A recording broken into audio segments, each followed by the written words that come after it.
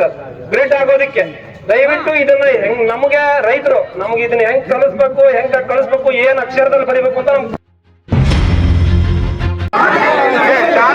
Voltage ವ್ಯವಸ್ಥೆ ಮಾಡ್ತಾರಂತೆ, voltage ವ್ಯವಸ್ಥೆ ಮಾಡ್ತಾರಂತೆ, ಶಾಂತ ಹೋಗಿ ವೋಲ್ಟೇಜ್ ವ್ಯವಸ್ಥೆ ಮಾಡ್ತಾರಂತೆ. ನಾಳೆ ಪ್ರಾರಂಭ ಮಾಡ್ತಾರಂತೆ, ನಾಳೆ ಸ್ಟಾರ್ಟ್ ಮಾಡ್ತಾರಂತೆ.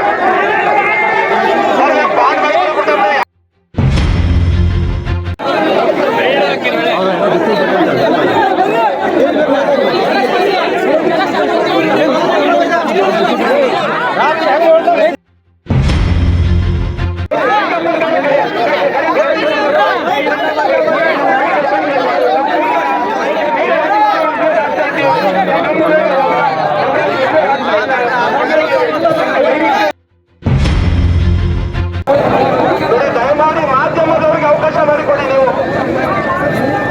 ಮಾಧ್ಯಮದವರು ಇದ್ದಾರೆ, ನನ್ನ ಪ್ರಚಾರಕ್ಕೆ ನಮಗೆ ತೊಂದರೆ ಆಗ್ತದೆ. ಮಾಧ್ಯಮದವರಿಗೆ ಅವಕಾಶ ಮಾಡಿಕೊಡಿ ದಯಮಾಡಿ.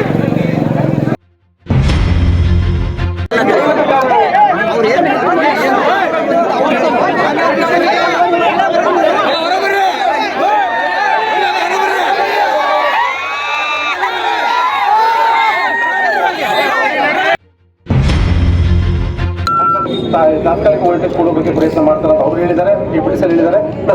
ಈಗಾಗಲೇ ಆದ ನಂತರ ಅದನ್ನ ಒಂದು ತಿಂಗಳಲ್ಲಿ ನಾವು ಕಾರ್ಯವನ್ನು ಮುಗಿಸ್ತೇವೆ ಅಂತ ಹೇಳಿದ್ದಾರೆ. ಇದನ್ನು ಗಮನಕ್ಕೆ ತರುತ್ತಾ ಒಂದು 2 ಮಾತನ್ನು ಮುಗಿಸ್ತೇವೆ.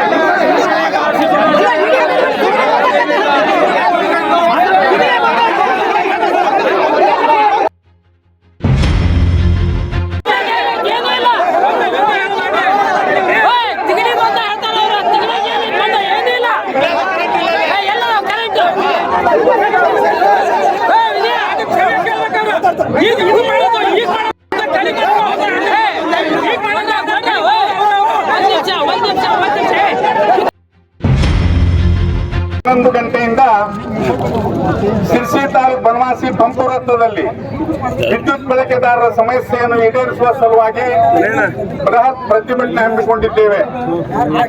ಕಾರಣ ಐತಿಹಾಸಿಕ ಬನವಾಸಿ ಹಾಗೂ ಸುತ್ತಮುತ್ತಲಿನ ರೈತರಿಗೆ, ಸಣ್ಣ ಉದ್ದಿಮೆದಾರರಿಗೆ, ಅಂಗಡಿಕಾರರಿಗೆ, ಗೃಹ ಬಳಕೆ ವಿದ್ಯಾರ್ಥಿಗಳಿಗೆ ಸಮರ್ಪಕ ವಿದ್ಯುತ್ ಪೂರೈಕೆ ಇಲ್ಲದೆ ಬಹಳ ತೊಂದರೆ ಉಂಟಾಗಿದೆ. ಈ ಭಾಗದ ಸಾರ್ವಜನಿಕರು ಹಲವು ಬಾರಿ ಮನವಿ ನೀಡಿದ್ದರೂ ಯಾವುದೇ ರೀತಿಯ ಪರಿಹಾರ ದೊರಕದಿರುವ ಕಾರಣ ಪ್ರತಿಭಟನೆಯ ಹಾದಿಯನ್ನ ಹಿಡಿಯಬೇಕಾಗಿದೆ. ಇಂದು ಶಾಂತ ರೀತಿಯಲ್ಲಿ ಪ್ರತಿಭಟನೆ ಹಮ್ಮಿಕೊಂಡಿದ್ದು, ಈ ಸಮಸ್ಯೆಗೆ ಶೀಘ್ರವೇ ಪರಿಹಾರ ಕಂಡುಕೊಳ್ಳದಿದ್ದರೆ ಏಪ್ರಿಲ್ 12, 13ರಂದು ನಡೆಯಲಿರುವ ರಾಜ್ಯ ಮಟ್ಟದ ಕದಂಬೋತ್ಸವವನ್ನು ಕರಾಳ ಉತ್ಸವ ಎಂದು ಆಚರಿಸಲಾಗುತ್ತದೆ. ಇದರಿಂದ ಮುಂದೆ ಆಗುವ ಅನಾಹುತಕ್ಕೆ ರಾಜ್ಯ ಸರ್ಕಾರವೇ ನೇರ ಹೊಣೆಯಾಗಲಿದೆ.